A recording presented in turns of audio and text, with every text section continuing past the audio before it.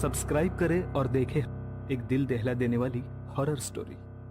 बिना घबराए bell icon press करना ना भूलें।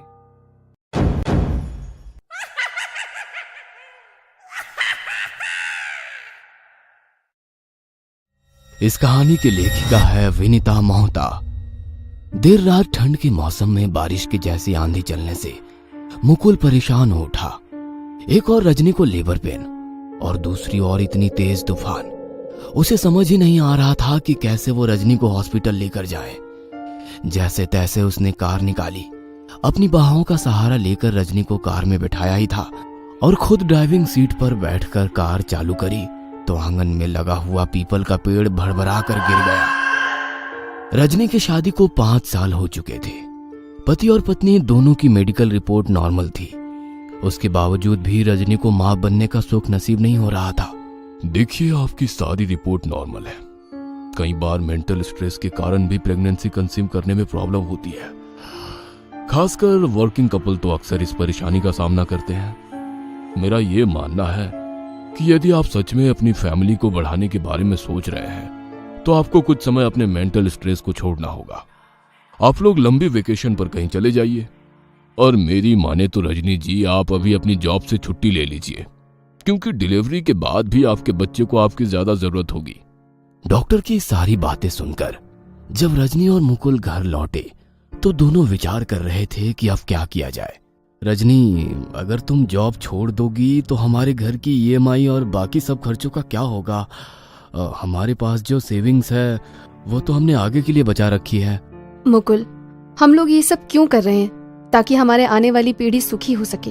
यदि हम उस पीढ़ी का आनंद ही नहीं ले पाएंगे तो इन सब सारे सुखों का क्या मतलब? मैंने तो सोच लिया है, अगले 5 सालों के लिए तो मैं अपनी नौकरी से रिजाइन दे रही हूँ। बाद में देखा जाएगा क्या करना है।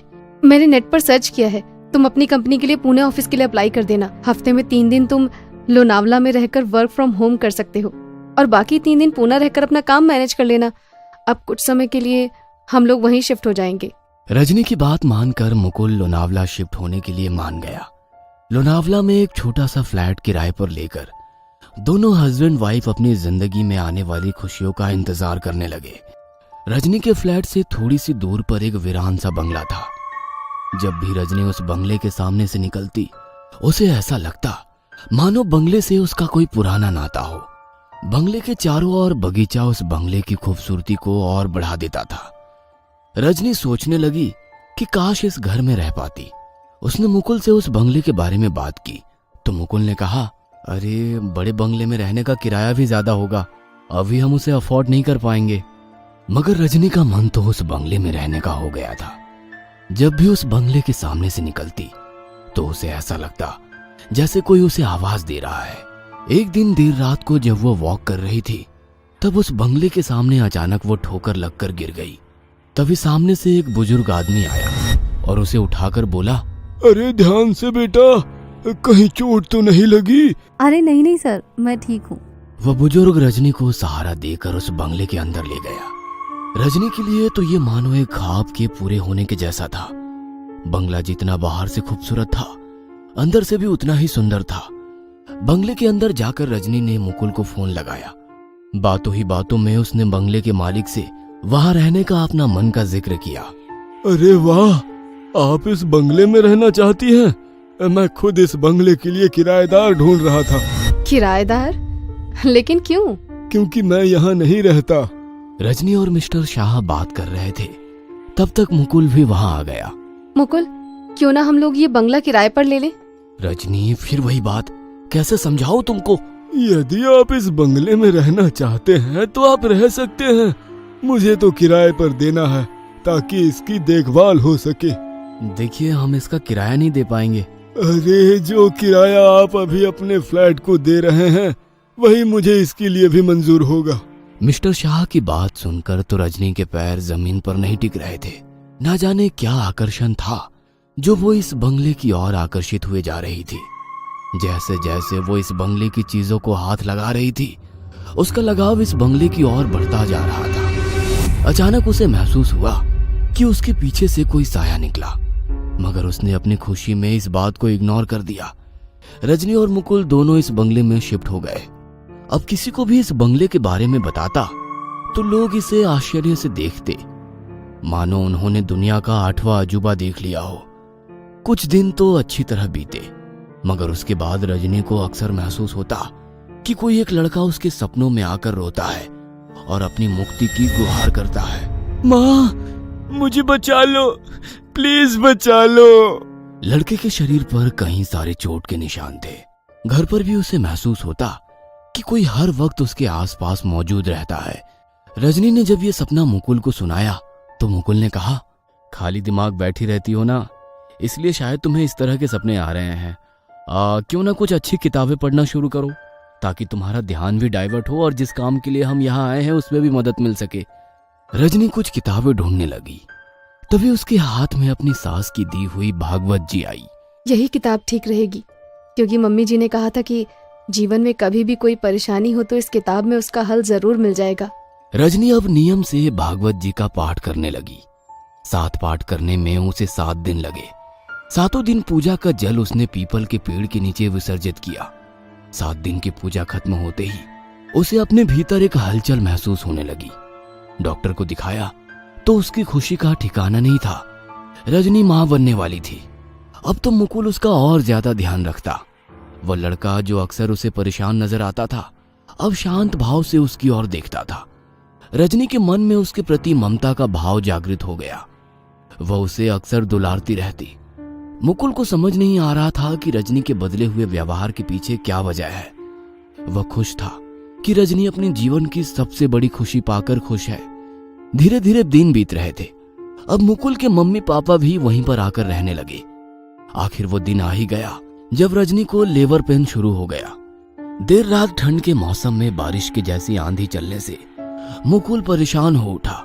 एक और रजनी को लेबर पेन और दूसरी ओर इतनी तेज तूफान। उसे समझ ही नहीं आ रहा था कि कैसे वो रजनी को हॉस्पिटल लेकर जाए।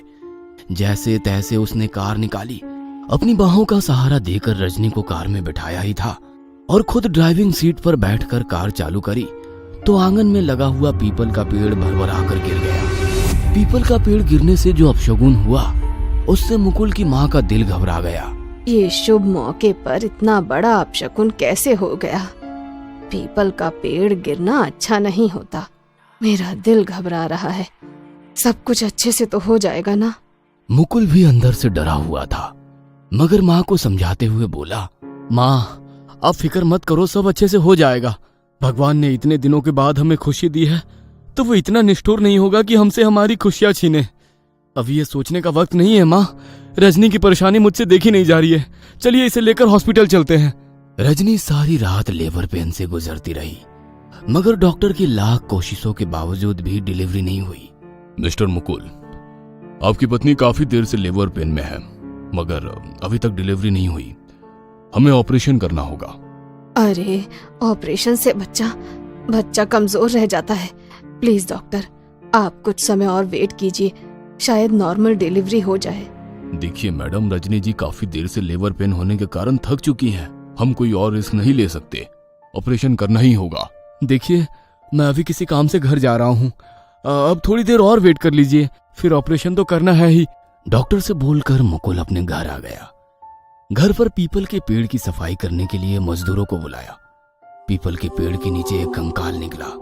सभी मजदूर उसे देखकर डर गए। पुलिस की मदद से जैसे ही कंकाल बाहर आया, मुकुल के फोन पर उसकी मां का फोन आया। रजनी ने एक बेटे को जन्म दिया है। एक और कंकाल का निकलना, दूसरी ओर बेटे का जन्म, रजनी का अक्सर किसी लड़के को देखने के बारे में बात करना, ये सारी बातें मुकुल को परेशान कर रही थी। मुकुल ने सोच लिया था कि अब रजनी को हॉस्पिटल से घर में वापस लेकर नहीं आएगा। मुकुल हॉस्पिटल के लिए निकल ही रहा था कि अचानक उसके सामने मिस्टर शाह आ गए। उन्हें देखकर मुकुल ने कहा, अच्छा हुआ आप आ गए। अरे आपने तो अपना भूत बंगला हमें रहने के लिए दे दिया। ये भी नहीं सोचा कि यहाँ पर रहने पर हमारे साथ कुछ गलत भी हो सकता है, मगर अब एक भी पल हम लोग यहाँ नहीं रुकेंगे। मिस्टर शाह अपने आप को उस बंगले में देखकर हैरान थे। मैं यहाँ पर कैसे आ गया?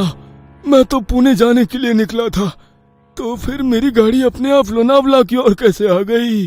गाड़ी अपने आप आ गई मतलब? मुझे भी कुछ समझ में नहीं आ रहा। मिस्टर शाह और मुकुल दोनों एक दूसरे का चेहरा देख रहे थे। तभी पास खड़े बंगले के केयर टेकर ने भारी आवाज में कहा, भाई तुम यहाँ आए नहीं हो, लाए गए हो। माना कि तुम मेरे सौतेले भाई थे, मगर पापा ने यह जमीन मेरे नाम की थी। तुमने धोखे से मुझे मारकर यहीं गाड़ दिया और पापा की पूरी प्रॉपर्टी पर कब्जा करके बैठ गए। मगर अब और नहीं, यह घर मेरा था और मेरा ही रहेगा। चुपचाप इसके सारे पेपर मेरी माँ रजनी के नाम कर दे। नहीं नहीं, हमें कुछ नहीं चाहिए। हम इस घर में रहने वाले भी नहीं है। मेरे बच्चे पर मैं इस घर का मनहूस साया पड़ने भी नहीं दूंगा।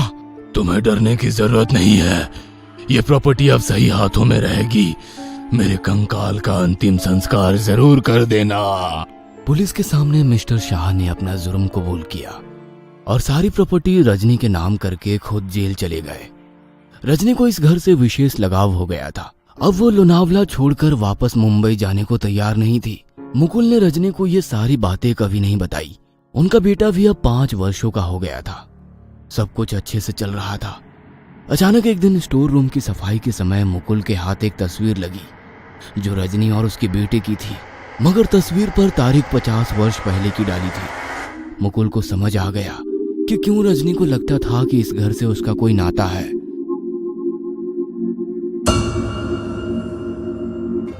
ये कहानी आपको अच्छी लगी हो तो हमें सब्सक्राइब करें, हमारा इंस्टाग्राम और फेसबुक पेज जरूर फॉलो करें। और हाँ दोस्तों, सब्सक्राइब करना भूलना मत।